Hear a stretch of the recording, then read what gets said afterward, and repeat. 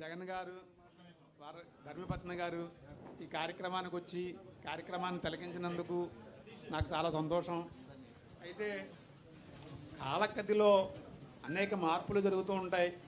కాలం ఎప్పుడూ స్తంభించిపోదు. కాలం అనేది ఇది ఒక చక్రం, తిరుగుతూ ఉంటుంది, పైకి వెళ్తూ ఉంటుంది, కిందకి వస్తూ ఉంటుంది. సో అటువంటి పరిస్థితిలో ప్రస్తుతం ఈ నక్షత్రమైనటువంటి ఆర్ద్ర నక్షత్రానికి మిథున రాశి వారికి కొద్ది సామాన్య ఫలితాలు ఉన్నప్పటికీ కూడా ఇవి ఈ సంవత్సరం కంటే కూడా వచ్చే సంవత్సరం కొంత మెరుగవుతున్నాయండి. దాని తర్వాత వచ్చేటువంటి సంవత్సరంలో ఇంకొద్దిగా మెరుగవుతున్నాయి. వీటికి కొద్దిగా పరిష్కారం మనం చేసుకోవాల్సినటువంటి అవసరం ఉంది. ఇవి చేసుకోవడం వల్ల మనం మన కళలని సాకల్యం చేసుకోవడానికి అవకాశం 100% భగవంతుడు ప్రేరేపిస్తాడు, భగవంతుడు ఇస్తాడు అని చెప్పడానికి అవకాశం ఉంది. అయితే మన జాతకం ఎప్పుడైతే ఆర్ద్ర నక్షత్రం యొక్క జాతకం ఎప్పుడైతే వీక్గా ఉందో ఆ సమయంలో రోహిణీ నక్షత్ర జాతకం బలంగా ఉండడం చేత తప్పనిసరిగా వారి యొక్క జాతకం మన మీద కొంత ప్రభావం చూపిస్తుంది. కాబట్టి ఈ సంవత్సరం కూడా మీరు అనుకున్న వాటిలోకి ముందుకు వెళ్ళడానికి అవకాశం ఉంది. ప్రయత్నం చిన్నగా ప్రారంభిస్తే అది పెద్దగానే పూర్తవుతుంది అని నేను సభాముఖంగా చెప్పగలుగుతాను. అయితే వ్యక్తిగతమైనటువంటి జాతకం కూడా కొంత దానికి బలీయమైనటువంటి శక్తినిస్తోంది.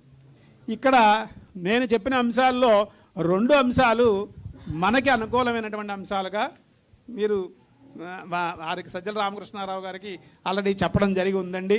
సో అందుచేత ఈ సంవత్సరం ఒక మంచి పునాది పడుతుంది, ఒక మంచిని మీరు పొందగలుగుతారు అని నేను 100% సభాముఖంగా దేవుడి ముఖంగా చెప్పగలుగుతున్నానండి. నమస్కారం.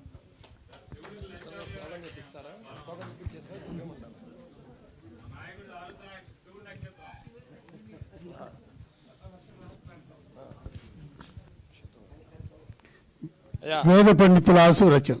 ఒకసారి అందరూ ఉగాది శ్లోకం ఒకసారి చెప్పండి.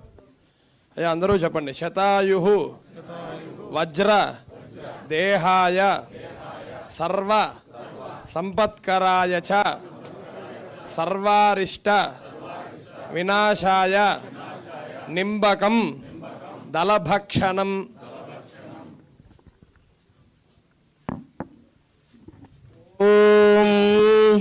యం పాలయసి పాలయసి యం పాలయసి ధర్మం ధర్మం పాలయసి యం పాలయసి ధర్మం పాలయతి ధర్మం ధర్మం పాలయతి పాలయతి ధర్మం ద్వంద్వం ధర్మం పాలయతి పాలయతి ధర్మం ద్వం ధర్మం ద్వంద్వం ధర్మం ధర్మం ద్వం ధృత్యా ధృత్యా త్వం ధర్మం ధర్మం ద్వం ధృత్యా త్వం ధృత్యా ధృత్యా త్వం త్వం ధృత్యా చ ధృత్యా త్వం త్వం ధృత్యా చ ధృత్యా చ ధృత్యా ధృత్యా చ నియమేన నియమేన చ ధృత్యా ధృత్యా చ నియమేన చ నియమేన నియమేన చ నియమేన చ నియమేన చ నియమేన చ